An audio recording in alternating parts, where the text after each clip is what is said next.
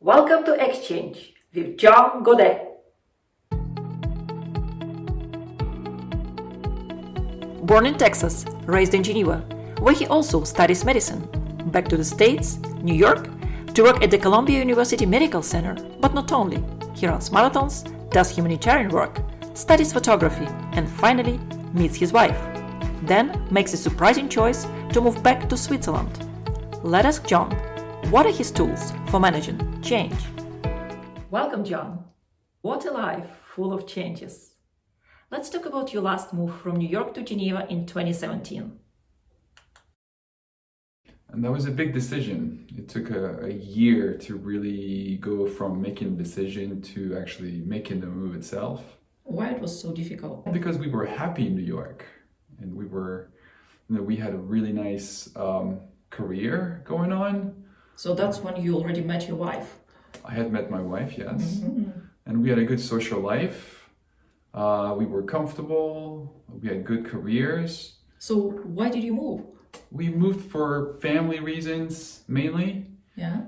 Because we had a son in 2016. Okay. And we wanted him to be closer to his grandparents. And we wanted him to grow up in Europe as well. So the roots were important. The roots there are crucial, actually. Well, that's interesting. Because we tend to think that career versus family choice is predominantly for women, but somehow men are faced with the same choice. They may not choose the same option, but the choice is there. Yes, we had to choose between the heart and the brain, and we picked the heart. Well, that's a brave choice. Do you know anybody who took a different option, let's say, between career and... Yes, of course, many actually. Yeah? Yeah, my father. Oh. Yeah, my father was a surgeon. And, I didn't really grow up with him because he clearly gave priority to his profession, to his career. So that probably influenced my decision, by the way. Yeah. Whether I like it or not. But yeah, I think my father is the number one example. I grew up without really seeing him much. And I think there was distance because he was still in the States, but there was also the job itself. Mm-hmm. I think even if we had stayed in the US, I don't think I would have seen him much. So. Let's go back in times when you had to choose a profession. I must confess, when I was in high school, my parents wanted me to be a doctor. So I had an option to go once a week for half a day to the hospital to get a kind of a professional exposure. But I quickly realized that I may not be able to handle so much pain and suffering around me. So just wondering, how was it for you? I didn't want to go to medicine first. After high school, I was interested in architecture. Mm-hmm. But I was having so much fun that I forgot to register for the architecture school. And my mom said, well, you're coming back to Geneva after this year off, and there's no way you're coming back without doing something with your life. She was right. And so my plan B was medicine. It was great because I had no pressure whatsoever during the first year. I felt like I'm going to give it a go, and I'll give it all because I just can't do it halfway. But if I fail or if it doesn't work for me, that's fine. I'll do something else. I'll go back to architecture. You're a certified anesthesiologist. So what kind of changes and challenges do you have in your daily job? The easy way to present it would be to say that we put people to sleep and then wake them up. So you go from being aware, conscious, to being unaware and unconscious. So we basically take control of people's lives. That's stressful by itself. There's lots of things that happen with it. But there's more than just that to anesthesiology, of course. You have to deal with people being stressed because A, they're sick, B, they're undergoing surgery, C, they don't know whether they will feel better after surgery. So it sounds like a stressful job.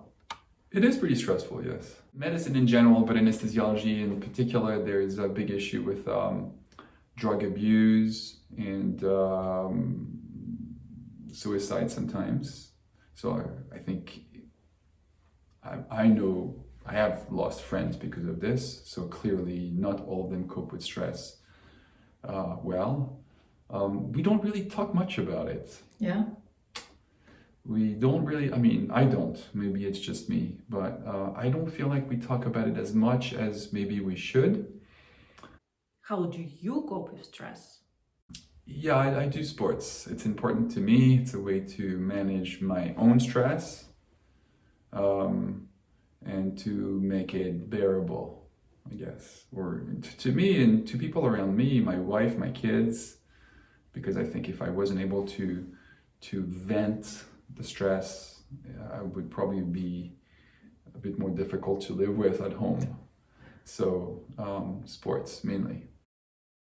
Do you have an example when you had so much stress, so much challenge around you that you just didn't know what to do?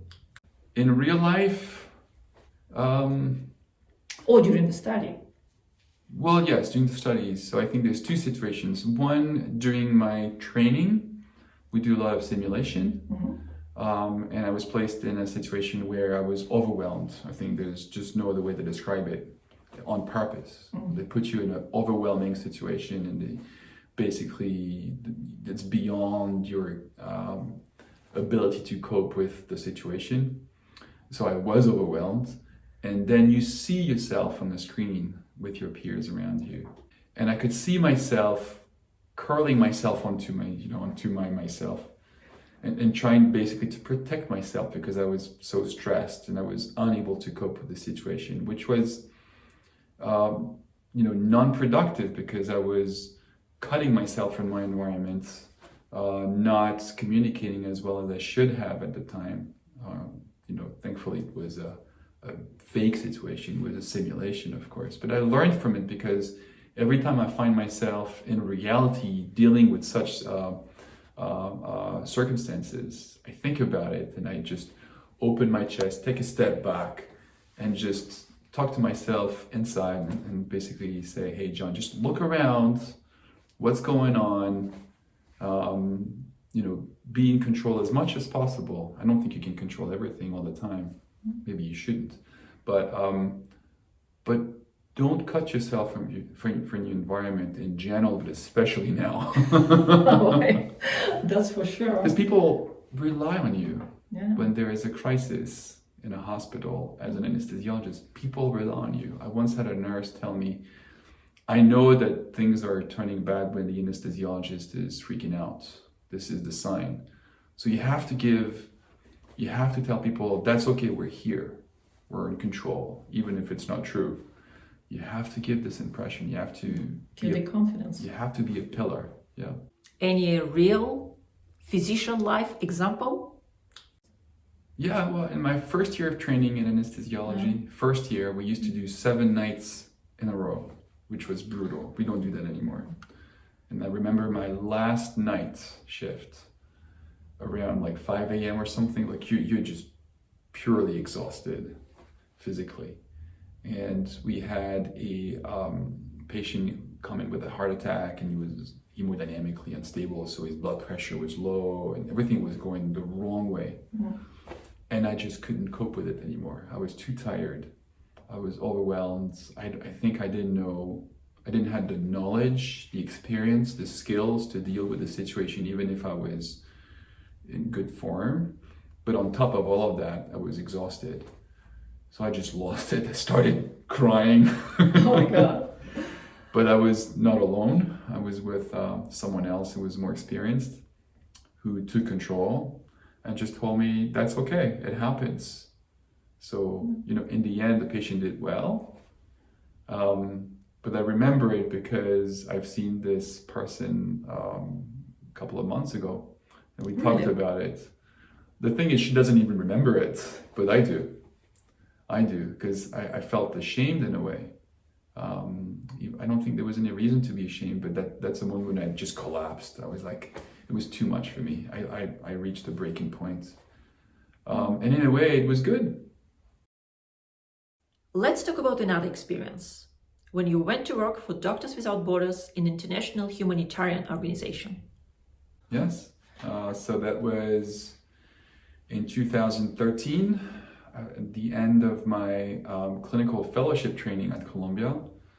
So I was done with my neuroanesthesiology training, and I was about to start being an attending physician at Columbia. So I had some time, and I left to Haiti in a burn center with Médecins Sans Frontières, Doctors Without Border, for the first time. And that was an experience. In which way? To put it simply, you have to do more with less. Because, there are some very sick patients over there that need outstanding medicine in all fields, not just anesthesiology, in all fields of medicine. So first of all, you yourself have to be well trained. You have to be good and believe that you can deliver good care. But you also know that you just have less means. You have less people around you, and the people around you are not as well trained sometimes, or quite often. And just logistically speaking, there's just less stuff around you. And we anesthesiologists, we love technology. We love big machines, expensive drugs, needle and stuff. And you have it. Don't get me wrong. It's not like you have nothing. That would be just unfair to MSF and other organizations, but you just have less. And so you have to make do. And you just stop complaining because you don't have this or you don't have that. You just find a way to make it work.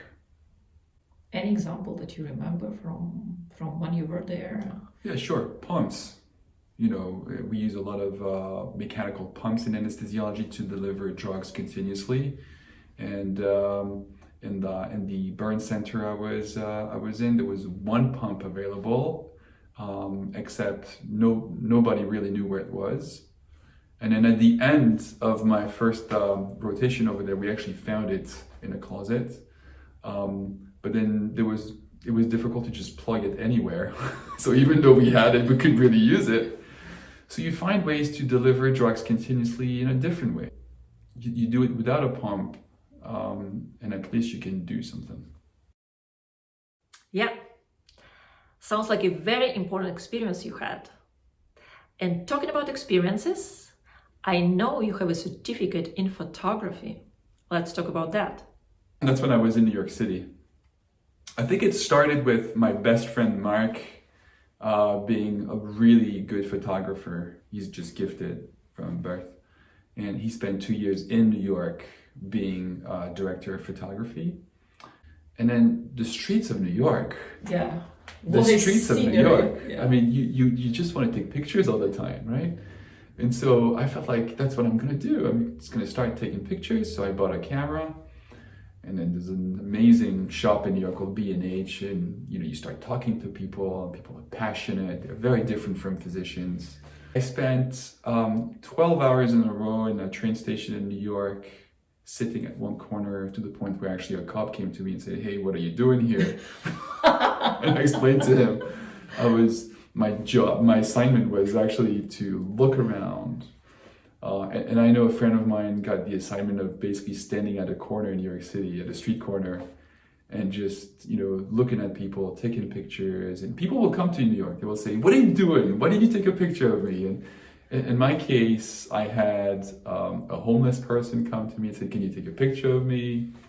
Nice. Then a cop came to me, maybe because I was talking to a homeless person, I don't know. So I enjoyed it, yeah. Let's fast forward to 2020, a year of changes. How was it for you? 2020. Well, biggest change, first of all, was the birth of my second son. That's a big change. Professionally speaking, I think the biggest change, of course, was the pandemic. And this time having to adjust to not only my way to responding to the pandemic, but also the way my colleagues were responding to the pandemic. And then beyond my colleagues, my family, and especially my mother, who is older. I wanted to make sure she would be safe, first of all, and then maybe not too anxious. Because of you. Yes. Also. Yes. And she wanted to see, the reason why we came to Geneva was to make sure she could see her grandsons and family. And then all of a sudden you have a pandemic that basically means you cannot do it anymore. You shouldn't do it as much as you wish you could. So you have to strike a balance here. So that was a change. And how was it at work? Since you work in a hospital in Geneva at the forefront of pandemic response. I went through the first wave okay. All of a sudden I had to go work in the ICU, but I was fine with that. It was a change, but I think because I have moved so much in my life and I've been on the field and I have adjusted to change in a way. I have found ways to adjust to change through the years. I adjusted just one more time. There were things that were difficult. I mean, I slept in the basement for a month or so. I didn't sleep with my wife for a month because I didn't want to, bring the virus too close or whatever it was. Maybe it was just the wrong thing to do. But I didn't suffer that much. But I did have colleagues who clearly had a burnout syndrome or were too anxious to be in charge of patients or went through real issues at home. But myself, it was okay. It was manageable. The second wave? Yeah, the second wave, I was no longer in the ICU. Mainly took care of COVID negative patients, people who are known for being COVID negative. And people who are COVID negative still have cancers and heart attacks and strokes and everything else. And we put so much attention on this COVID issue that I don't want to say we forget the other issues, but clearly we don't assign as much resources to the other issues. So for the second wave, I was assigned to taking care of those patients, those problems mainly, which was a lot of work. Last question. I know you have two wonderful boys. So, if you were a superhero and had a superpower to change one thing in the world to make it a better place for them to live, what would you change? I would make it extremely difficult to drive cars. I think we should think twice before driving a car. Like, is there any other way I could do this? And I don't know. I don't own a car. I don't drive. And I think when you're in a car, you cut yourself from the environment. You don't realize that there is a positive slope, that there is wind, or barely. You do, but barely. And I feel like you disconnect yourself from the environment. I was on Instagram recently, and there was this, we live by a mountain called Le Salève, and there was, I follow hashtag Le Salève, and there was a picture of Le Salève, and half of the picture itself was tarmac, like a road, right? And the subtitle, the caption to the picture was, "Such beautiful nature." And my reaction was, but half of the picture is tarmac. Yes, I love Le Salève, I think it's beautiful. But half of the picture is black because it's tarmac. No. So that's my point of view. Thank you very much, John, for sharing your experience. And I wish you a lot of positive changes in 2021.